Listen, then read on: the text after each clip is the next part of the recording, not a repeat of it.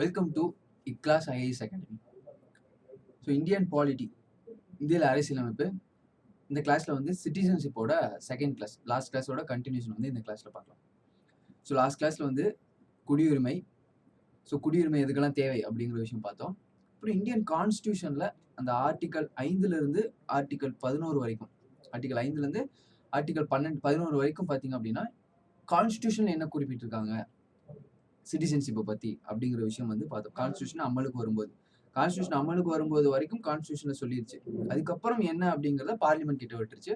Parliament என்ன பண்ணாங்க அப்படின்னா citizenship amendment act, citizenship act, குடியுரிமை சட்டம் சொல்லிட்டு 1955 வந்து பாஸ் பண்ண ஆரம்பிச்சு. அதுக்கப்புறம் சப்சிக்வெண்டா நிறைய ஆக்ட்ஸ் பாஸ் பண்ணாங்க. ஸோ அந்த ஆக்ட்ஸ் பத்தி எல்லாம் இந்த கிளாஸ்ல வந்து பார்க்கலாம். ஸோ இதுக்கு முன்னாடி வரைக்கும் கான்ஸ்டியூஷனோடது, இதுக்கப்புறம் பார்லிமெண்டோட விஷயங்கள். ஸோ இதில் லாஸ்ட் கிளாஸ்ல பார்த்த மாதிரியே ஆர்டிகல் 5, 6, 7, 8, 9, 10, 11. ஸோ இது என்னென்ன சொல்லுது அப்படிங்கிற விஷயம் பார்த்தோம். ஜஸ்ட் என்னென்ன ப்ரொவிஷன்ஸ் படிக்கும்போது உங்களுக்கு புரியணும். மற்றபடி இந்த ப்ரொவிஷன்ஸ்லாம் கான்ஸ்டியூஷன் வரும்போது இருந்தது. நிறைய விஷயங்கள் இப்போ மாறப்பட்டுருச்சு. அதனால் அதெல்லாம் மனப்பாடம் பண்ணுமான்னு கேட்டால் மனப்பாடம் பண்ண தேவையில்லை. ஆர்டிகல் 5லேருந்து 11 வரைக்கும் என்ன இருக்குன்னு கொடுத்து கேட்குற அளவுக்குலாம் கொஸ்டின்ஸ் இது வரைக்கும் வரல, இனிமேலும் வராது. ஸோ இதெல்லாம் எதுக்கு அப்படின்னா, இப்போ நியூஸ் வந்துட்டு இருக்கு இல்லையா, NRC, citizen cab, amendment bill, இந்த மாதிரி இதெல்லாம் உங்களுக்கு இன்னும் நிறைய புரியணும் அப்படின்னா, இப்போ அந்த என்ஆர்சி அப்படிங்கிறது அஸ்ஸாம்ல கொண்டு வந்தாங்க. அஸ்ஸாம்ல ஒரு சிட்டிசன்ஷிப் அமெண்ட்மெண்ட், அந்த கேப்ங்கிற ஒரு விஷயம் கொண்டு வந்தாங்க. யார் அஸ்ஸாமோட சிட்டிசன், யார் இந்தியாவோட சிட்டிசன் சொல்லிட்டு அஸ்ஸாம்ல வந்து ஒரு ப்ராசஸ் மூலமா கொண்டு வந்ததுல நிறைய பேர் வந்து 20 லட்சம் பேத்துக்கு மேல இந்தியர்களோட குடியுரிமை அப்படின்னு சொல்லிட்டு அப்படின்னு சொல்லிட்டு பறிக்கப்பட்டுச்சு. அந்த அஸ்ஸாம்ல நடந்தது ஒட்டுமொத்த இந்தியாவுக்கும் அடுத்த கட்டமா நடக்கும் அப்படின்னு கூட ஹோம் மினிஸ்டர் வந்து அறிவிச்சிருந்தார். அப்போ இந்தியாவில் இருக்கக்கூடிய பல்வேறு இடங்கள்ல ப்ரொட்டஸ்ட்லாம் வந்துச்சு. இப்போ அந்த நியூஸஸ்லாம் வரும்போது ஆஸ்பிரன்ஸா உங்களுக்கு வந்து அதை பத்தி தெரியணும் இல்லையா, என்ன நியூஸ் அப்படின்னு. இப்போ அந்த பேக்ரவுண்ட் தெரிஞ்சிச்சு அப்படின்னா நம்மளுக்கு அது நல்லாவே புரிஞ்சிடும். ஸோ கான்ஸ்டியூஷன் பத்தி பார்த்தாச்சு. இப்போ பார்லிமெண்ட் அமெண்ட்மெண்ட் பண்ண ஆரம்பிச்சாங்க. ஆக்ட், சட்டம் போட்டு அதுக்கப்புறம் அமெண்ட்மெண்ட் பண்ண ஆரம்பிச்சாங்க. பார்லிமெண்ட் என்ன சொல்றாங்க அப்படின்னு பாருங்க. சிட்டிசன்ஷிப் ஆக்ட் 1955, இந்த குடியுரிமை சட்டம் 1955ல acquisition and determination of Indian citizen, அதாவது இந்தியன் சிட்டிசன்ஷிப்பை எப்படியெல்லாம் வாங்கலாம், இந்தியன் சிட்டிசன்ஷிப்பை எப்படியெல்லாம் பறிக்கலாம் அப்படிங்கிறத தெளிவாக குறிப்பிட்டிருக்காங்க. ஸோ இந்தியன் சிட்டிசன்ஷிப்பை வந்து உங்களுக்கு வேணும், நீங்க வந்து இந்தியாவோட குடிமகனா ஆகணும், யாரோ ஒருத்தர் ஆகணும் அப்படின்னா அவனுக்கு 5 வழிகள் இருக்கு. 1, 2, 3, 4, 5 டைப்ஸ். அந்த 5 வழியில இந்தியன் சிட்டிசன் ஆயிடலாம். முதல் வழி பிறப்பால் இந்தியனா இருந்துச்சுன்னா அழகா சிட்டிசன்ஷிப் கிடைச்சிடும். கரெக்டா? இன்னொன்று வம்சாவளி. நீங்க பிறக்கிறது, ஐ மீன் அந்த பையன் ஒருத்தர் எக்ஸ்ன்னு வச்சுப்போம், அவன் வேற ஏதோ ஒரு கண்ட்ரியில பிறந்தாலும் அவங்களோட வம்சாவளி, நான் சொன்னேன் இல்லையா, இந்தியன் ஆரிஜின், அந்த 3 ஜென்ரேஷனுக்கு முன்னாடி, இல்லை அவங்க அப்பா அம்மா தாத்தா பாட்டி 3 ஜென்ரேஷன், அவங்க யாராவது ஒருத்தர் இந்தியரா இருந்தாங்க அப்படின்னாலும் வாய்ப்பு இருக்கு, வம்சாவளியிலையும் வாய்ப்பு இருக்கு. மூன்றாவதா பார்த்தா ரெஜிஸ்ட்ரேஷன், சிட்டிசன்ஷிப் ஆக்ட், இதெல்லாம் வந்து தெளிவா சொல்லியிருக்காங்க. 1955 ஆக்ட்ல தெளிவா சொல்லியிருக்காங்க. பர்த்தால கிடைச்சிடும் சொல்லிட்டாங்க. ஆனா எப்ப பிறக்கணும்னு இருக்குல்ல, 1947க்கு முன்னாடி பிறந்தவனுக்கு கொடுப்பாங்களா, அதுக்கு ஒரு காலகட்டம்லாம் இருக்கு. 1947, அதுல இருந்து 1987, அங்க இருந்து 2002, அங்க இருந்து இப்ப அட் பிரசன்ட் வரைக்கும், அதெல்லாம் நான் சொல்றேன். இப்ப இந்த பிறப்பு அப்படிங்கறத வந்து இந்த 1955 ஆக்ட்ல இன்னும் டீட்டெயிலா டிட்டர்மைன் பண்ணியிருக்காங்க. அடுத்தது வம்சாவளி, தாய் தந்தையர் தாத்தா பாட்டி யாராவது ஒருத்தர் இந்தியரா இருந்தாங்க அப்படின்னா அவனுக்கு வாய்ப்பு இருக்கு. இதுலயும் நிறைய ப்ரொவிஷன்ஸ் இருக்கு, அதையும் சொல்றேன். அடுத்தது பதிவு, ரெஜிஸ்ட்ரேஷன். ஸோ ரெஜிஸ்ட்ரேஷனும் 2 டைப்ஸ் ஆஃப் ரெஜிஸ்ட்ரேஷன் இருக்கு. இந்தியாவுக்கு சம்மதமே இல்லாத ஒருத்தன் ரெஜிஸ்ட்ரேஷன் பண்ணியும் இந்திய குடிமகன் ஆகலாம். இந்தியாவுக்கு சம்மதமான ஒருத்தன், அதாவது இந்தியாவில் ஐ மீன் அவங்க தாத்தா பாட்டி அவங்களோட 3 ஜென்ரேஷன்ல யாரோ ஒருத்தங்க இந்தியரா இருந்தாங்க அப்படின்னா அவங்களுக்கு ரெஜிஸ்ட்ரேஷன் பண்றதுக்கு அது தனி ப்ரொசீஜர், இது தனி ப்ரொசீஜர். ரெஜிஸ்ட்ரேஷனை பத்தியும் டீட்டெயிலாக பார்க்கலாம். அடுத்ததான் நேச்சுரலைசேஷன். ஸோ நேச்சுரலைசேஷன் அப்படிங்கிறது வந்து இந்தியாவிலே வந்து ஒரு 11 வருடம் தங்கிட்டாங்கன்னு வைங்க. இந்தியாவிலே வந்து ஒரு 11 வருடம் தங்கிட்டாங்க அப்படின்னா நேச்சுரலாகவே அவனுக்கு சிட்டிசன்ஷிப் கொடுத்துடலாம். நேச்சுரலைஸ் சிட்டிசன்ஷிப் தான். அவன் எங்கேயும் ரெஜிஸ்டர்லாம் பண்ணல, நேச்சுரலாக 11 வருஷம் தங்கியிருக்கா, அதுக்கு உண்டான ஆதாரங்கள்லாம் கொண்டு போய் ஆஃபீஸில் கொடுத்தா அவனுக்கு இந்தியன் சிட்டிசன்ஷிப் கொடுத்துருவாங்க. இதுதான் நேச்சுரலைசேஷன். அடுத்தது இன்கார்பரேஷன் ஆஃப் டெரிட்டரி. சரிங்களா? இன்கார்பரேஷன் ஆஃப் டெரிட்டரி அப்படிங்கிறது வந்து இது என்ன அப்படின்னா, இப்போ வந்து இந்தியா இருக்கு, இந்தியா ஒரு டெரிட்டரியை அனெக்ஸ் பண்ணிடுது. ஃபார் எக்ஸாம்பிளுக்கு வந்து இந்தியாவும் பங்களாதேஷும் ஷேர் ஆயிருக்கிற ஒரு பிளேஸ்ல இருக்கக்கூடிய டெரிட்டரிய அனெக்ஸ் பண்ணிடுதுன்னு வச்சுக்கோங்க. அப்ப அந்த டெரிட்டோரியில இருக்க மக்களுக்கு அவங்க டிஃபால்ட்டாவே இந்தியாவோட சிட்டிசன்ஷிப் ஆகுறதுக்கு வாய்ப்பு கிடைச்சிரும். இப்போ டெரிட்டோரிய அ இன்கார்ப்பரேட் பண்றது மூலியமாவும் இந்தியாவோட சிட்டிசன் ஆகலாம். ஸோ 5 வகையில வந்து இந்த சிட்டிசன்ஷிப் ஆக்ட் குடியுரிமை சட்டம் 1955ல இந்தியாவோட குடிமகன் ஆகுறதுக்கான வழிகள் இருக்கு. ஒண்ணு வந்து பிறப்பால் பர்த், இன்னொன்னு வந்து வம்சாவளியால் டிசென்ட், இன்னொன்னு வந்து ரெஜிஸ்டர் பண்ணா, இன்னொன்னு நேச்சுரலைசேஷன். நேச்சுரலைசேஷன் அடுத்தது வந்து டெரிட்டோரிய வந்து இன்கார்ப்பரேட் பண்ண முடியுமா. இந்த 5யும் இன்னும் டீட்டெயிலாவும் இந்த ஆக்ட்ல டிஸ்கஸ் பண்ணி குடுத்துருக்காங்க. ஸோ இந்த 1955 அந்த சட்டத்துக்கு கீழ என்னெல்லாம் ப்ரொவிஷன்ஸ் குடுத்துருக்காங்க. அதுல முதல் ப்ரொவிஷன் பர்த் குடுத்துருக்காங்க. பிறப்பால் ஒருத்தன் வந்து இந்தியர் ஆகலாம். இந்திய குடியுரிமை கிடைக்கும் அப்படின்னு சொல்லிட்டாங்க. அதுக்கு ஒரு டேட்ஸ் இருக்கு. 1950 ரிபப்ளிக் ஆனது அந்த டைம்ல இருந்து 1987 இந்த டைம்ல தான் வந்து இந்த அஸ்ஸாம் அக்கார்டு அப்படின்னு சொல்லிட்டு அஸ்ஸாம்ல 1985ல வந்து அஸ்ஸாம் அக்கார்டு வந்து பிறப்பிக்கப்பட்டது. அஸ்ஸாம் அக்கார்டு அது சிட்டிசன்ஷிப் ரிலேட்டடான ஒரு ஒப்பந்தம். அதெல்லாம் என்ன அப்படிங்கிறத வந்து நம்ம பின்னாடி டிஸ்கஸ் பண்ணுவோம். பட் டேட் ஞாபகம் வச்சுக்கோங்க. 1987 1950 1987 இன்னொரு காலகட்டம் முடியும் 2002 2004 1950 1987 2004 ஓகேவா. 2004க்கு அப்புறம் அட் பிரசன்ட் இப்போ வரைக்கும். இப்போ ஃபர்ஸ்ட் ப்ரொவிஷனல் டீட்டெயிலா இதெல்லாம் வந்து சட்டத்துல கொடுத்துருக்காங்க. இது கான்ஸ்டிடியூஷன்ல எங்கேயுமே கொடுக்கல. சிட்டிசன்ஷிப் ஆக்ட் 1955 குடியுரிமை சட்டம் 1955ல குறிப்பிட்டிருக்காங்க. 1950க்கு முன்னாடி சரிங்களா, 1950க்கு முன்னாடி பிறந்தாங்கன்னா பிரச்சனையே கிடையாது. அது கான்ஸ்டிடியூஷன்லேயே சொல்லிட்டாங்க இல்லையா, 1950க்கு முன்னாடி யாராவது இந்தியாவில் பிறந்தாங்க அப்படின்னா அவனுக்கு இந்தியன் சிட்டிசன்ஷிப் கொடுத்துடலாம், பிரச்சனையே இல்லை. இப்போ என்ன பிரச்சனை அப்படின்னா 1950க்கு அப்புறம் தான் பிரச்சனை. 1950ல இருந்து 1987 வரைக்கும் இந்த இடைப்பட்ட காலத்துல யாராவது இந்தியாவில் பிறந்திருக்காங்க அப்படின்னா, பர்த் தானே, பிறப்பால் தானே பார்க்குறோம். யாராவது இந்தியாவில் பிறந்திருக்காங்க அப்படின்னா அவங்க அப்பா அம்மா யாரா வேணாலும் இருந்துக்கிட்டும், அவங்க அப்பா அம்மா எந்த நேஷனாலிட்டி வேணாலும் இருந்துட்டு போட்டோம், அவனுக்கும் சிட்டிசன்ஷிப் கொடுத்துடலாம். ஸோ என்னதான் சொல்றேன், 1950ல இருந்து 1987 இந்த டேட் இது வச்சுக்கோங்க. இந்த 2 டேட்டுக்குள்ள யாராவது இந்தியாக்குள்ள பிறந்திருந்தாங்க, அவங்க அப்பா அம்மா எந்த நேஷனாலிட்டியா இருந்தாலும் அவனுக்கு இந்திய குடியுரிமை கொடுத்துடலாம். ஒரு ப்ரொவிஷன் முடிஞ்சிருச்சு.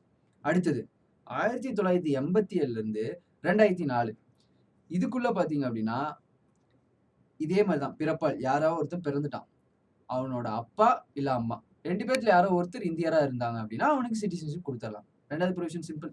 87 to 2004 அந்த இடைப்பட்ட காலத்துல பிறந்த யாராவது ஒருத்தனோட அப்பா இல்ல அம்மா 2 பேர்ல யாரோ ஒருத்தர் இந்தியனா இருந்தாங்க அப்படின்னா போதும், அவனுக்கு சிட்டிசன்ஷிப் கொடுத்துடலாம். இது 1987 தாண்டிடுச்சு. 1987 தாண்டிடுச்சு அப்படின்னா கண்டிப்பா அவனோட அப்பா சரிங்களா, அப்பா வந்து இந்தியாவோட சிட்டிசன்ஷிப்பா இருக்கணும். பாருங்க, அப்பா அம்மா கிடையாது. கண்டிப்பா அவரோட ஃபாதர் வந்து இந்தியன் சிட்டிசனா இருக்கணும். அதே மாதிரி இன்னொரு சிட்டிசன் இருக்காங்களே, அப்பா ஒருவேளை இந்தியன் சிட்டிசனா இருந்தா இன்னொன்னு அம்மா வந்து கண்டிப்பா நம்ம எனிமி சிட்டிசனா இருக்கக்கூடாது சரிங்களா. அப்ப எனிமி கண்ட்ரிஸ் அப்படிங்கிறது இந்தியா யார் கூட எல்லாம் வார்ல இருந்துச்சோ அவங்க எல்லாம் எனிமி கண்ட்ரிஸ். இப்போ இந்த 3 ப்ரொவிஷன்ஸை பிறப்பால் இப்படி வந்து நம்ம வந்து குடியுரிமை வாங்கிக்கலாம். ஸோ ரிப்பீட் பண்றேன், 1950க்கு முன்னாடி பிரச்சனையே கிடையாது. கான்ஸ்டிடியூஷன்லேயே சொல்லிட்டாங்க 1950க்கு முன்னாடி இந்தியாவில் யார் பிறந்தாலும் அவங்களுக்கு குடியுரிமை கொடுத்துடலாம் அப்படின்னு சொல்லிட்டு. 1950ல இருந்து 87 வரைக்கும் இந்த இடைப்பட்ட காலத்துல பிறந்த யாரோ அந்த இடைப்பட்ட காலத்திலும் இந்தியாவில் பிறந்திருந்தாங்கன்னா போதும், அவங்க அப்பா அம்மா எந்த நேஷனாலிட்டியா இருந்தாலும் பரவாயில்ல, சிட்டிசன்ஷிப் கொடுத்துடலாம். 87க்கு அப்புறம் யாரோ ஒருத்தர் கண்டிப்பா வந்து இந்தியாவில் பிறந்திருக்கணும். 87க்கு அப்புறம் கண்டிப்பா அப்பா சரிங்களா, அட்லீஸ்ட் ஒன் பேரண்ட் அப்படிங்கிறது வந்து இங்க வந்து அப்பாவை தான் சொல்றாங்க.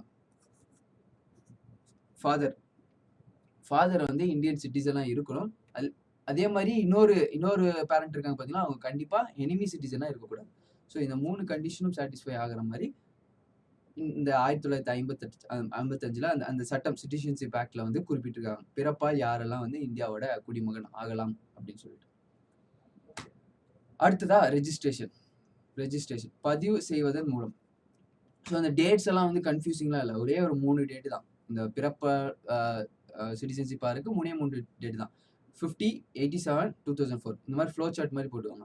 இதுக்குள்ள இந்த ப்ரொவிஷன்ஸ் எழுதி வச்சுக்கோங்க. இதுக்குள்ள இந்த ப்ரொவிஷன், இதுக்குள்ள இந்த ப்ரொவிஷன்ஸ். இது வந்து ப்ரிலிம்ஸ் பாயிண்ட் ஆஃப் வியூல இந்த மாதிரி கொஸ்டின்ஸ் வந்து கேட்கவே மாட்டாங்க. இது வரைக்கும் கேட்டதே கிடையாது. ஒருவேளை மெயின்ஸ் எக்ஸாம்ஸ்ல டிஸ்கிரிப்டிவ் எக்ஸாம்ஸில் உங்களுக்கு சிட்டிசன்ஷிப்பை எப்படி சிட்டிசன்ஷிப் ஆக்ட் 1955 சொல்லுது இல்லையா, எப்படியெல்லாம் ஒருத்தனுக்கு வந்து இந்திய குடியுரிமை பெறலாம், அந்த 5 வழி இருக்கு இல்லையா, அந்த 5 வழியில் ஏதாவது 2 வழியை வந்து டீட்டெயிலாக எழுதுங்க, இல்லை 5 வழியுமே எழுதுங்க 20 மார்க் அப்படிங்கிற மாதிரி மெயின்ஸில் வந்து இந்த மாதிரி கேள்விகள் வரலாம். அடுத்தது ரெஜிஸ்ட்ரேஷன் அப்படிங்கிறது பதிவு பண்ணுறதன் மூலிமா. இப்போ சிட்டிசன்ஷிப்பை வந்து பதிவு பண்ணியும் வாங்கலாம். பதிவு பண்ணுறதுக்கு இந்த மாதிரி தான் சில விஷயங்கள் இருக்கு. இந்தியன் ஆரிஜினாக இருக்கணும். ஏதோ ஒருத்தர் இருக்கான், ஒரு பர்சன் இருக்காரு, அந்த பர்சனோட அப்பா அம்மா தாத்தா பாட்டி தான் இந்தியன் ஆரிஜின். இவங்களை யாரோ ஒருத்தங்க இந்தியாவில் வந்து சிட்டிசன்ஷிப் வாங்கியிருக்கணும்.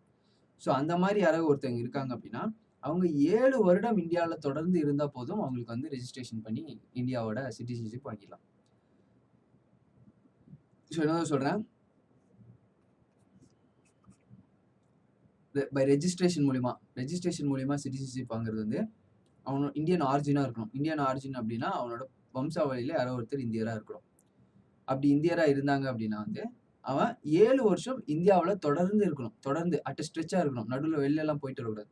7 இயர்ஸ் அட் ஸ்ட்ரெச் இந்தியாவில் இருந்தாங்க அப்படின்னா அதுக்கப்புறம் போய் ஆஃபீஸில் ரெஜிஸ்டர் பண்ணி இந்தியாவோட சிட்டிசன் ஆயிடலாம். அதே மாதிரி ஒருத்தர் வந்து இந்த மாதிரி இந்தியன் ஆரிஜினாக இருக்காங்க. இன்னொன்று என்ன அப்படின்னா, அதே ஒரு பர்சன் வந்து இந்தியரை வந்து கல்யாணம் பண்ணிக்கிறாங்க. ஒரு பெண்மணி இந்தியரை கல்யாணம் பண்ணிக்கிறாங்க, இல்லை ஒருத்தன் அதாவது இந்தியரை கல்யாணம் பண்ணிக்கிறாங்க. அதே ப்ரொவிஷன்ஸ் தான். இந்தியரை கல்யாணம் பண்ணிட்டாங்க அப்படின்னா அதுக்கப்புறம் 7 வருடம் தொடர்ந்து இந்தியாவில் இருந்தாங்க அப்படின்னா அவங்களுக்கு வந்து ரெஜிஸ்ட்ரேஷன் மூலிமா இந்தியன் சிட்டிசன்ஷிப் கொடுத்துடலாம். இல்லை இந்த மாதிரி இந்தியன் ஆரிஜின் அப்படின்னா வம்சாவளியில் யாரோ ஒருத்தர் இந்தியர்கள், அவங்களோட குழந்தை மைனர் சில்ட்ரன் இல்லையா, 18 வயசுக்கு முன்னாடி அவங்களோட குழந்தை அவங்களுக்கு இன்ட்ரெஸ்ட் இருந்துச்சு அப்படின்னா அவங்களும் பார்த்தீங்க அப்படின்னா வந்து ரெஜிஸ்டர் மூலிமா இந்தியன் சிட்டிசனாக ஆகிக்கலாம். அதுக்கு அவங்களுக்கு வந்து 1 இயர் டைம் கொடுப்பாங்க. ஸோ ரெஜிஸ்ட்ரேஷனும் சிம்பிள். ரெஜிஸ்ட்ரேஷன் அப்படிங்கிறது வந்து இந்தியன் ஆரிஜினாக இருந்தாங்க அப்படின்னா 7 வருஷம் தொடர்ந்து இந்தியாவில் இருக்கலாம், ரெஜிஸ்ட்ரேஷன் பண்ணி சர்டிஃபிகேட் சிட்டிசன்ஷிப் வாங்கிடலாம். அப்படி ஒருவேளை இந்தியன் ஆரிஜினாக இல்லை ஆனால் இந்தியரை திருமணம் பண்ணிக்கிட்டாங்க அப்படின்னா அதே மாதிரி 7 வருடம் தொடர்ந்து இந்தியாவில் இருந்து கண்டிப்பாக சிட்டிசன்ஷிப் வாங்கிக்கலாம். அதே மாதிரி மைனர் சில்ட்ரனாக இருந்தாங்க அப்படின்னா 18 வயசு கம்மியாக மைனர் சில்ட்ரனாக இருந்தாங்க அப்படின்னா அவங்களும் பார்த்தீங்க அப்படின்னா டிஃபால்ட்டாக அவங்க சிட்டிசன்ஸ் ஆஃப் இந்தியா தான், அவங்களும் ரெஜிஸ்டர் பண்ணி சிட்டிசன்ஷிப் வாங்கிடலாம். ஸோ இது வந்து ரெஜிஸ்ட்ரேஷன் மூலிமா. அடுத்தது டிசென்ட் அப்படின்னா வம்சாவளி மூலிமா. சரிங்களா, இது வந்து வம்சாவளி மூலிமா. இதில் என்ன அப்படின்னா வந்து இதுக்கு ஒரு 3 டேட்டு: 1950, 1992, 2004. ஸோ இந்த டேட்டுக்குள்ளே இருக்கவங்களுக்கு ஒரு ப்ரொவிஷன், இந்த டேட்டுக்குள்ளே இருக்கவங்களுக்கு ஒரு ப்ரொவிஷன். அதனால தான் இந்த டேட்ஸ் ரொம்ப முக்கியம் டிசென்ட்லையும் பர்த்லையும். இப்போ 1900 person born outside India after January 26, 1950. 1950க்கு அப்புறம் இந்தியாவுக்கு வெளியே பிறகுறாங்க. சரிங்களா, இந்தியாவுக்குள்ளே பிறக்கல. இந்தியாவுக்குள்ளே பிறந்தாங்க அப்படின்னா அது பர்த்தில் வந்துடும். இந்தியாவுக்கு வெளியே பிறகுறாங்க, ஆனால் அவங்களோட அப்பா இல்லாட்டி அம்மா ஓகேங்களா citizen of India by descent. If her father was a citizen by India by birth. அவனோட அப்பா மட்டும் அவனோட அப்பா இந்தியன் சிட்டிசனாக இருக்காங்க, ஆனால் அவன் வந்து இந்தியா விட்டு வெளியே பிறகுறான், அவனுக்கு வந்து இந்தியன் சிட்டிசன் கொடுத்துடலாம். இதான் வந்து வம்சாவளி மூலியமாக வர சிட்டிசன்ஷிப். அதே ஒரு பர்சன் 1992க்கு அப்புறம் 2004க்கு முன்னாடி அப்போ வந்து இந்தியாவுக்கு வெளியே பிறக்கிறான் அப்படின்னா ஃபர்ஸ்ட் ப்ரொவிஷனில் வெறும் அப்பா மட்டும் இந்தியராக இருந்தால் போதும். செகண்ட் ப்ரொவிஷனில் அப்பா இல்லை அம்மா 2 பேர்த்துல யாரோ ஒருத்தர் இந்தியராக இருந்தால் போதும், அவனுக்கு இந்தியன் சிட்டிசன் கொடுத்துடலாம்.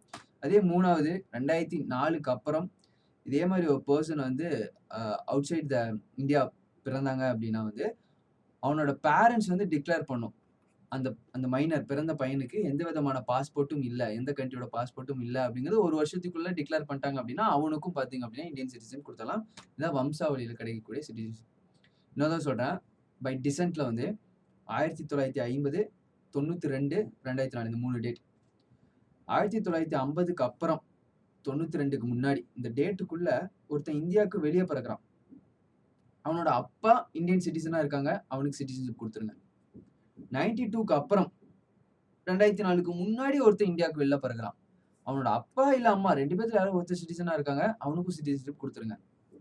2004க்கு அப்புறம் அதே மாதிரி ஒருத்தர் இந்தியாவுக்கு வெளியே பிறகுறான், அவனோட அப்பாவும் அம்மாவும் டிக்ளேர் பண்ணணும் அந்த மைனருக்கு எந்த நாட்டோட சிட்டிசன்ஷிப்பும் இல்லை அப்படிங்கிறத ஒரு வருஷத்துக்குள்ள அங்கே இருக்கக்கூடிய இந்தியன் எம்பசியில் இன்ஃபார்ம் பண்ணாங்க அப்படின்னா அவனுக்கும் பார்த்தீங்க அப்படின்னா சிட்டிசன்ஷிப் கொடுத்துடலாம். இதில் இன்னொரு கேட்ச் என்ன அப்படின்னா, அந்த மைனர் 18 வயசு ஆனதுக்கு அப்புறம் அவருக்கு ஆப்ஷன் இருக்கு, இந்தியன் சிட்டிசன்ஷிப் கண்டினியூ பண்றதுக்கும் ஆப்ஷன் இருக்கு. இந்தியன் சிட்டிசன் வேணான்னு சொல்லிட்டு வேற சிட்டிசன்ஷிப் வாங்குறதுக்கும் அவருக்கு ஆப்ஷன் இருக்கு. ஸோ இதுதான் வந்து பை டிசென்ட் வம்சாவளி மூலியமா இந்தியன் சிட்டிசன்ஷிப் ஒருத்தனுக்கு எப்படி கிடைக்கும் கிடைக்காது அப்படின்னு சிட்டிசன்ஷிப் ஆக்ட் குடியுரிமை சட்டம்ல வந்து பார்லிமெண்ட் வந்து டிஃபைன் பண்ணுது. 3 பார்த்துட்டோம் இல்லையா? பர்த், டிசென்ட், ரெஜிஸ்ட்ரேஷன் 3 பார்த்துட்டோம். 4வதா வந்து நேச்சுரலைசேஷன். இது சிம்பிள். நேச்சுரலைசேஷன் அப்படிங்கிறது வந்து இந்தியாவுக்கும் அவனுக்கும் சம்மந்தமே இல்ல. ஒரு யுஎஸ்ல பிறந்த ஒரு பையன். அந்த பையனுக்கு வந்து இந்தியாவோட சிட்டிசன் ஆகணும்னு ஆசை. தாராளமா ஆகலாம். என்ன பண்ணணும் அப்படின்னா, அந்த பையன் இந்தியாவுக்கு வரணும். இந்தியால வந்து தொடர்ந்து 11 ஆண்டுகள் இருக்கணும். தொடர்ந்து 11 ஆண்டுகள் இருக்கணும்.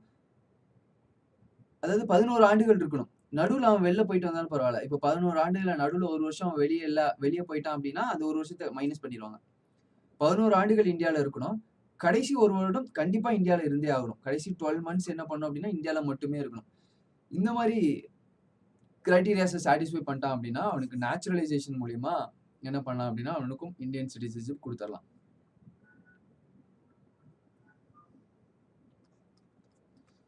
இதுதான் மெயினா என்ன சொல்றாங்கன்னா, நம்ம கான்ஸ்டிடியூஷன்லே சொல்லிட்டாங்க. டியூவல் சிட்டிசன்ஷிப் ஒருத்தனுக்கு கிடையாது. இந்தியா குடிமகனுக்கு வெறும் சிங்கிள் சிட்டிசன்ஷிப் தான். வேற ஒரு நாட்டோட சிட்டிசன்ஷிப் வாங்கிட்டா நம்ம சிட்டிசன்ஷிப் போயிரும். நம்ம சிட்டிசன்ஷிப் வாங்குன அந்த டைம், அந்த செகண்ட்ல வேற நாட்டோட சிட்டிசன்ஷிப் எல்லாம் அவனுக்கு தானா டெர்மினேட் ஆயிரும். ஸோ நேச்சுரலைசேஷன் அப்படிங்கிறது ஒண்ணும் இல்ல. ஒரு 12 வருஷம் இந்தியால தொடர்ந்து இருந்தாங்க அப்படின்னா, சிட்டிசன் ஆயிடலாம். இந்த 12 வருஷத்துல கடைசி 1 வருஷம் கண்டிப்பா இந்தியால தொடர்ந்து இருக்கணும் அப்படிங்கிற ஒரு ப்ரொவிஷன் மட்டும் தான். நேச்சுரலைசேஷன். இதுல இன்னொரு முக்கியமான விஷயம், நான் அடுத்தது நம்ம பிரசிடென்ட் டிஸ்கஸ் பண்ணும்போது சொல்றேன். இப்பவும் சொல்றேன். ஸோ இந்தியா அதே மாரி யுஎஸ் எடுத்துக்கோங்க. United states. இந்தியாவோட சிட்டிசன் ஆகறதுக்கு 12 வருஷம் தொடர்ந்து இருந்தா யார் வேணாலும் இந்தியன் சிட்டிசன் ஆயிடலாம். அவங்க தான் நேச்சுரலைஸ்டு சிட்டிசன் அப்படின்னு சொல்லப்படுவாங்க. யுஎஸ்லயும் அதே மாரி தான். யுஎஸ்லயும் அதே மாரி குறிப்பிட்ட ஆண்டுகள் ஒருத்தன் யுஎஸ்ல இருந்தான் அப்படின்னா, அவனுக்கும் நேச்சுரலைஸ்டு சிட்டிசன் சொல்லிட்டு யுஎஸ் கிரீன் கார்டு குடுத்துருவாங்க. சிட்டிசன் கார்டு குடுத்துருவாங்க. ஆனா இந்தியன் சிட்டிசனுக்கும் யுஎஸ் சிட்டிசனுக்கும் ஒரு வித்தியாசம் இருக்கு. அந்த இந்தியன் சிட்டிசனா இருந்தான் அப்படின்னா, இந்தியாவோட ஹையஸ்ட் ஆஃபீஸ் பிரசிடென்ட் ஆகறதுக்கு அவனுக்கு வாய்ப்பு இருக்கு. ஏன்னா அவன் சிட்டிசன். யார் வேணா சிட்டிசன். நேச்சுரலைஸ்டா இருந்தாலும் சரி, பர்த்தா இருந்தாலும் சரி, டிசென்ட்டா இருந்தாலும் ரெஜிஸ்ட்ரேஷன் பண்ணி இந்தியாவோட குடிமகன் அப்படிங்கிற அந்த இது வந்துருச்சு அப்படின்னா, அவன் வந்து பிரசிடென்ட் ஆகலாம். எலெக்ஷன்ல நிக்கலாம், பிரசிடென்ட் ஆகலாம். வாய்ப்பு இருக்கு. ஆனா யுஎஸ்லயே பிறந்து அந்த நாட்டோட சிட்டிசன் வாங்கியிருந்தா மட்டும் தான் அவன் வந்து பிரசிடென்ட் ஆக முடியும். நேச்சுரலைஸ்டு சிட்டிசன் வெளியூர்ல இருந்து வந்து நேச்சுரல் சிட்டிசன் ஆகுறாங்க பாத்தீங்களா? அவங்கனால வந்து யுஎஸ்ல வந்து பிரசிடென்ட் ஆக முடியாது. இத வந்து தெளிவா வந்து லக்ஷ்மிகாந்த் புக்ல வந்து குறிப்பிட்டிருப்பாங்க. ஸோ இதிலும் டிஎன்பிஎஸ்சி எக்ஸாம்ஸ்லயும் இது வந்து எக்ஸாம்ஸ்ல வந்து நெறைய டைம் வந்து கேட்கப்பட்டிருக்கு. ஸோ என்ன சொன்னேன் அப்படின்னா, இந்தியால நேச்சுரலைஸ்டு சிட்டிசனா இருந்தா பிரசிடென்ட் ஆகறதுக்கு வாய்ப்பு இருக்கு. ஏன்னா வெளியூர்ல இருந்து வந்தாலும், வெளிநாட்டுல இருந்து வந்தாலும் இங்க நேச்சுரல் சிட்டிசன் ஆகிட்டா அவனுக்கு வந்து பிரசிடென்ட் ஆகறதுக்கு வாய்ப்பு இருக்கு. எலெக்ஷன்ல நிக்கலாம். ஜெயிக்கலாம், தோக்கலாம். ஆனா யுஎஸ்ல நிக்கவே முடியாது. எலெக்ஷன்ஸ்லயே நிக்க முடியாது. Naturalised citizens are debarred from president post. So இதான் வந்து இன்னொன்னு வந்து 5வதா என்ன பார்த்தோம் அப்படின்னா, இன்கார்ப்பரேஷன் ஆஃப் டெரிட்டரி. ஏதாவது ஒரு டெரிட்டோரியை இந்தியா அனெக்ஸ் பண்ணுது அப்படின்னா, அந்த டெரிட்டோரியில இருக்கக்கூடிய மக்களும் இந்தியன் சிட்டிசனா ஆகிருவாங்க. அதான் இன்கார்ப்பரேஷன் ஆஃப் டெரிட்டரி மூலியமா அவங்களுக்கு இந்தியன் சிட்டிசன்ஷிப் குடுக்குறாங்க. ஸோ இந்த 5 இது மூலியமா வந்து இந்தியால வந்து சிட்டிசன்ஷிப் குடுக்குறாங்க. ஸோ பர்த் மூலியமா, பிறப்பால் நான் சொல்லிட்டேன் இல்லையா? அந்த 3 டேட்ல அந்த சர்டைன் கேட்டகரிஸ பூர்த்தி பண்ணா, பிறப்பால் ஒருத்தன் வந்து இந்தியாவோட சிட்டிசன் ஆயிடலாம். அதே மாரி டிசென்ட் வம்சாவளி மூலியமா, ரெஜிஸ்ட்ரேஷன் மூலியமா, நேச்சுரலைசேஷன், அடுத்தது வந்து பிரதேசத்தை இணைத்தல் மூலியமா, டெரிட்டோரிய அனெக்ஸ் பண்றது மூலியமா. இந்த 5 வழியில வந்து ஒருத்தன் வந்து இந்தியாவோட சிட்டிசன் ஆகலாம்.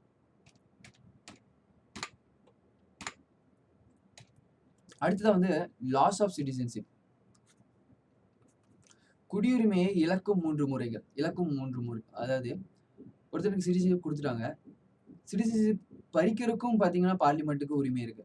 இல்லையா? கான்ஸ்டிடியூஷன் அதானே சொல்லிட்டு போனாங்க. லாஸ்ட்டா ஆர்டிகிள் 11ல எல்லா பவரும் வந்து நான் பார்லிமென்ட்க்கு குடுத்துட்டு போறேன். பார்லிமென்ட் இந்த 5 வழியில எல்லாத்துக்கும் சிட்டிசன்ஷிப் குடுக்குது. ஆனா ஒரு 3 வழியில சிட்டிசன்ஷிப் பறிக்கவும் செய்யுது. பார்லிமென்ட் அந்த ஆக்ட்ல டிஃபைன் பண்ணியிருக்காங்க. அதுல முதல் விஷயம் என்னன்னா, பை ரெனன்சியேஷன். ரெனன்சியேஷன் துரத்தல். இல்லையா? புத்தர் வந்து ரெனன்சியேட் பண்ணிட்டு வேர்ல்டு நாலேட்ஜ் அடைஞ்சாரு அப்படின்னு. ரெனன்சியேஷன் துறந்தல்.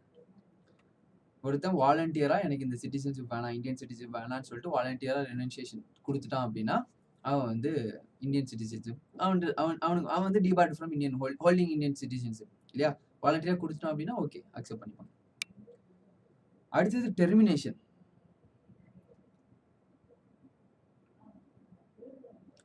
டெர்மினேஷன் அப்படின்னா முடிவுக்கு வருதல். அதாவது சட்டத்தால் குடியுரிமை முடிவுக்கு வருது. ஒரு லா படி ஃபார் எக்ஸாம்பிள் இதில குடுத்துருவாங்க. வென் இந்தியன் சிட்டிசன் வாலண்டரியா வேற ஒரு நாட்டோட சிட்டிசன்ஷிப் வாங்கிட்டான்னு வைங்க, ஆட்டோமேட்டிக்கா அவனோட இந்தியன் குடியுரிமை ஆட்டோமேட்டிக்கா டெர்மினேட் ஆயிரும். அததான் குறிப்பிட்டிருக்காங்க. ரெனன்சியேஷன் வாலண்டரியா அவனோட நாட்டு சிட்டிசன்ஷிப் இந்தியா சிட்டிசன்ஷிப் விட்டாலும் ஓகே. இல்ல வாலண்டரியா வேற ஒரு நாட்டு சிட்டிசன்ஷிப் வாங்கினாலும் ஓகே. இந்த 2 கண்டிஷன் அப்போ அவனோட சிட்டிசன்ஷிப் லாஸ் ஆயிடுச்சு. 3வதா என்ன அப்படின்னா டிப்ரிவேஷன். இது என்ன அப்படின்னா நெறைய ப்ரொவிஷன்ஸ் இருக்கு. ஃபர்ஸ்ட் ப்ரொவிஷன் பாருங்களேன். இதெல்லாம் கம்பல்சரி. சென்ட்ரல் கவர்ன்மெண்ட் நினைச்சுச்சு அப்படின்னா கண்டிப்பா டெர்மினேஷன் பண்ணிரும். ஒருத்தன் சிட்டிசன்ஷிப்ப ஃப்ராட் மூலியமா வாங்கிட்டான். பர்த் மூலியமா ஒருத்தன் சிட்டிசன்ஷிப் வாங்கணும் அப்படின்னா எய்தர் பேரண்ட் யாரோ ஒருத்தர் இந்தியனா இருக்கணும் இல்லையா? அவங்க வந்து ஃபோர்ஜரி பண்ணி டாக்குமெண்ட்லாம் மாத்தி ஃப்ராட் பண்ணி வாங்கிட்டான். அது எப்ப கவர்ன்மெண்ட் தெரிய வருதோ அப்புறம் அவனோட சிட்டிசன்ஷிப்ப டெர்மினேட் பண்ணிருவாங்க. ஸோ இது மூலியமா அவனோட சிட்டிசன்ஷிப்ப எடுத்துரலாம். இன்னொன்னு அவன் வந்து இந்தியா அரசியலமைப்புக்கு வந்து டிஸ்லாயாலிட்டி அத வந்து அவமதிக்கிறான்னு வைங்க. ஓகேங்களா? இந்தியாவோட கான்ஸ்டிடியூஷன், இந்தியாவோட ஃபிளாக் இந்த மாரி இந்தியாவோட அ நேஷன வந்து அவமதிக்கிறான் அப்படின்னா, அவனையும் என்ன பண்ணிடலாம் அப்படின்னா, இந்தியா குடியுரிமையிலிருந்து அவன எடுத்துரலாம். அதே மாரி ஒரு சிட்டிசன் வந்து நாட்டுக்கு எதிரா எனிமி கண்ட்ரி கூட வந்து தொடர்பு வச்சுக்கிட்டு வாரு இந்த மாரி அ டெரரிசம்லாம் பண்றான்னு வச்சுக்கோங்க. அவனையும் என்ன பண்ணிடலாம் அப்படின்னா, அவனோட சிட்டிசன்ஷிப்பையும் தூக்கிடலாம். அதுக்கப்புறம் இன்னொரு இம்பார்ட்டன்டான பாயிண்ட் நேச்சுரலைசேஷனோ இல்ல ரெஜிஸ்ட்ரேஷனோ இவங்க 2 பேத்துக்கு மட்டும் தான். நேச்சுரலைசேஷன் சொல்லியாச்சு. தொடர்ந்து 12 ஆண்டுகள் இருந்து ஒருத்தன் சிட்டிசன்ஷிப் வாங்கிட்டான். ரெஜிஸ்ட்ரேஷனும் சொல்லியாச்சு. அவனோட ஏதோ ஒரு இடத்துல ரெஜிஸ்டர் பண்ணி வாங்குறான் இல்லையா? இப்ப இவங்க 2 பேரும் சிட்டிசன்ஷிப் வாங்கிட்டு 5 வருஷம் 5 வருஷம் வந்து அமைதியா இருக்கணும். அதாவது 5 வருஷத்துக்குள்ள அவங்க ஏதாவது ஒரு தப்பு பண்ணி ஜெயிலுக்கு போய் அந்த ஜெயில் தண்டனை 2 வருஷத்துக்கு மேல அப்படிங்கிற ஒரு தீர்ப்பு வந்துச்சு அப்படின்னா, அந்த நொடி அவங்களோட சிட்டிசன்ஷிப் பறி போயிரும்.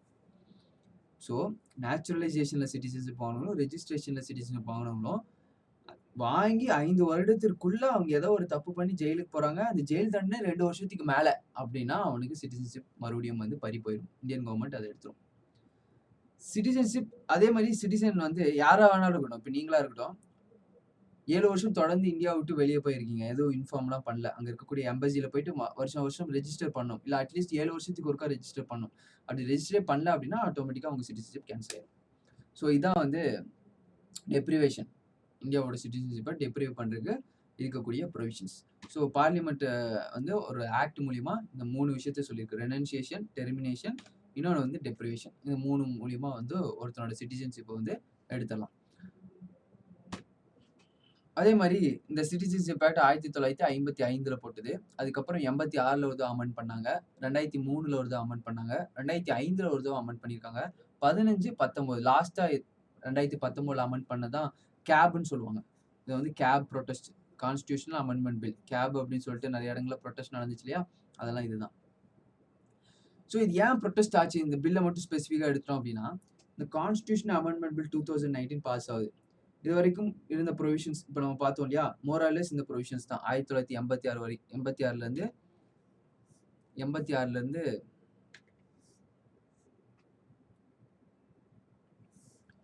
86லருந்து 2015 வரைக்கும் மோர் ஆர் லெஸ் இந்த ப்ரொவிஷன் தான் இருந்திருக்கு.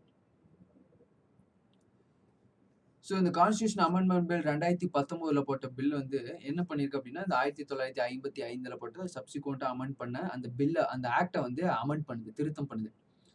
திருத்தம் பண்ணதுல முக்கியமா என்ன பண்ணிருது அப்படின்னா, Hindus, six, Buddhist, Christians, Parsis இந்த 5 ரிலிஜியன். இந்த 5 ரிலிஜியன் நல்லா பாருங்க. Neighbouring countries. அதே மாரி கண்ட்ரீஸும் பாருங்க. Afghanistan, Bangladesh, Pakistan. Neighbouring countries. So Afghanistan, Pakistan, Bangladesh இந்த 3 கண்ட்ரில முஸ்லிம் மெஜாரிட்டியான கண்ட்ரீஸ். அந்த 3 கண்ட்ரீஸ்லேருந்து அதிகமா இந்தியாவுக்கு வந்தவங்க வந்து முஸ்லிம்ஸ் வந்து வந்திருக்காங்க. வெறும் முஸ்லிம்ஸ் மட்டும் வரல. முஸ்லிம்ஸ் கூட அந்த நாட்டுல இருக்கக்கூடிய ஹிந்து, சிக்ஸ், புத்திஸ்ட், ஜெயின்ஸ்ன்னு சொல்லிட்டு மத்த ரிலிஜியனும் வந்திருக்காங்க. அப்போ ஒரு லா 2019ல சிட்டிசன்ஷிப் அமெண்ட்மென்ட் பில்லுன்னு சொல்லிட்டு ஒரு பில்லு பாஸ் பண்றாங்க. அது பாஸ் ஆச்சு அப்படின்னா ஆக்ட் ஆயிரும். அந்த ஆக்ட் மூலியமா குடுக்குறாங்க, பவர் குடுக்குறாங்க. என்ன சொல்றாங்க அப்படின்னா, Hindu, six, Buddhist, Christian, Parsis இந்த 5 ரிலிஜியன், இந்த 5 மைனாரிட்டி ரிலிஜியன், இந்தியால மைனாரிட்டி ரிலிஜியன். இந்த 5 ரிலிஜியன்ல இருக்கிறவங்க இந்த 3 நெய்பரிங் கண்ட்ரிலேருந்து இந்தியாவுக்கு வந்திருந்தாங்க அப்படின்னா 1987க்கு முன்னாடி இந்தியாவுக்கு வந்திருந்தாங்க அப்படின்னா, இல்ல 2000க்கு முன்னாடி அதாவது அந்த டைம் இந்தியாவுக்கு வந்திருந்தாங்க அப்படின்னா, அவங்க இந்தியாவோட சிட்டிசன்ஷிப்ப வாங்கிக்கலாம். இந்தியாவோட சிட்டிசன்ஷிப் வாங்கிக்கலாம். ரெஜிஸ்ட்ரேஷன் மூலியமா நேச்சுரலைசேஷன் மூலியமாவோ இந்தியாவோட சிட்டிசன்ஷிப் வாங்கிக்கலாம். அவங்க 5 வருஷம் தொடர்ந்து இந்தியால இருந்தா போதும். எவ்வளோ வருஷம் இருக்கணும்? 12 வருஷம் இருக்கணும் இல்லையா? இப்ப நம்ம தானே பார்த்தோம். அந்த 12 வருஷம் அப்படிங்கிறது 7 வருஷம் எடுத்துட்டு 5 வருஷமா குறைச்சுட்டாங்க. ஸோ இது ஏன் பெரிய ப்ரொடெஸ்ட்டா இருந்துச்சு அப்படின்னா, ஒரு ஈக்குவாலிட்டி இல்ல. இஸ்லாம் ரிலிஜியன் அவங்கள வந்து இதுலருந்து விட்டுட்டாங்க. சரிங்களா? அப்ப இது டெலிபரேட்டா இஸ்லாம் முஸ்லிம்ஸ வந்து எக்ஸ்க்ளூட் பண்றதுக்காக போடப்பட்ட ஆக்ட் அப்படிங்கிற மாரி, இது வந்து இந்தியாவோட இந்த இந்தியன் ஆர்டிகிள் 14 ஈக்குவாலிட்டி இருக்கு இல்லையா? Equality for everyone. அத வந்து இது வந்து டிஸ்கிரிமினேட் பண்ணுது, வயலேட் பண்ணுதுன்னு சொல்லிட்டு நெறைய இடங்கள்ல ப்ரொடெஸ்ட் இருந்துச்சு. இது வந்து ஒன் ஆஃப் த ப்ரொவிஷன். இது போக இன்னும் நெறைய ப்ரொவிஷன்ஸ் வந்து அதுல இருக்கு. ஸோ அதுதான் இந்த அமெண்ட்மென்ட் பில் என்ன பண்ணியிருக்கு அப்படின்னா, 6 கம்யூனிட்டீஸ மட்டும் இந்தியாவோட சிட்டிசன்ஷிப்பாக பர்மிட் பண்ணுச்சு. முஸ்லிம்ஸ் வந்து எக்ஸ்க்ளூட் பண்ணிருச்சு. ஸோ இது வந்து நெறைய இடங்கள்ல ப்ரொடெஸ்ட் வரதுக்கான காரணமா இருந்துச்சு. ஸோ இதான் வந்து அந்த சிட்டிசன்ஷிப் அமெண்ட்மென்ட் பில். அது என்ன? அதுக்கான இதெல்லாம் வந்து ஒரு 2019ல நடந்த நியூஸ். அதனால கரண்ட் அஃபேர்ஸ்ல உங்களுக்கு கேட்கல அப்படின்னாலும், ஜஸ்ட் நியூஸ்ல என்ன நடந்துச்சு அப்படிங்கிற விஷயம் உங்களுக்கு தெரியணும். இனி இதுக்கப்புறம் நடக்கும் மறுபடியும் சிட்டிசன்ஷிப் அமெண்ட்மென்ட் பண்றது, இந்த சென்சஸ் எடுக்கிறது, இதெல்லாமே பார்த்தீங்க அப்படின்னா, இந்த சிட்டிசன்ஷிப் அ ஐ மீன் அதுக்கு ரிலேட்டடான விஷயங்கள். ஸோ இது தெரிஞ்சுச்சு அப்படின்னா அதுவும் தெரிஞ்சிடும். ஸோ சிட்டிசன்ஷிப் பத்தி பார்த்துருக்கோம். கான்ஸ்டிடியூஷன் சிட்டிசன்ஷிப் பத்தி என்ன சொல்லுச்சுன்னு பார்த்தோம். கான்ஸ்டிடியூஷன் சிட்டிசன் அப்படிங்கிற வார்த்தையை டிஃபைன் பண்ணல. அதையும் பார்த்தோம். அதுக்கப்புறம் பார்லிமெண்ட்ல வந்து இந்த சட்டம் மூலியமா அவங்க எப்படி சிட்டிசன்ஷிப்ப குடுக்கலாம் அப்படின்னு சொல்லிட்டு ஒரு 5 வே இருந்துச்சு. 5 வே இருந்துச்சு. அத பார்த்தோம். எப்படியெல்லாம் பார்லிமெண்ட் வந்து ஒருத்தவங்க சிட்டிசன்ஷிப்ப பறிக்கும் அப்படிங்கிற ஒரு 3 விஷயம் இருந்துச்சு. அந்த 3 விஷயத்தையும் பார்த்தோம். ஸோ அதுக்கப்புறம் கரண்ட் அஃபேர்ஸ்ல 2019, 20ல நடந்த நியூஸ் இதான். இத பத்தி டீட்டெயிலா நம்ம பார்க்கல. அத பத்தி டீட்டெயிலா நம்மளுக்கு தேவைப்படாது. அதுக்கப்புறம் இன்னைக்கு சிட்டிசன்ஷிப்ப பத்தியும் இந்த மாரி ஆ இந்த சிட்டிசன்ஷிப் ஆக்ட்ட பத்தியும் ஏதாச்சும் நியூஸ் வந்துச்சு அப்படின்னா, இந்த பேசிக்ஸ வச்சு உங்களுக்கு அந்த நியூஸ் வந்து ரொம்பவே புரியும். ஸோ தேங்க் யூ ஃபார் வாட்சிங் eClass IAS academy. So next கிளாஸ்ல வந்து இன்னொரு டாபிக் பாலிட்டி டாபிக்ல பார்க்கலாம். Thank you.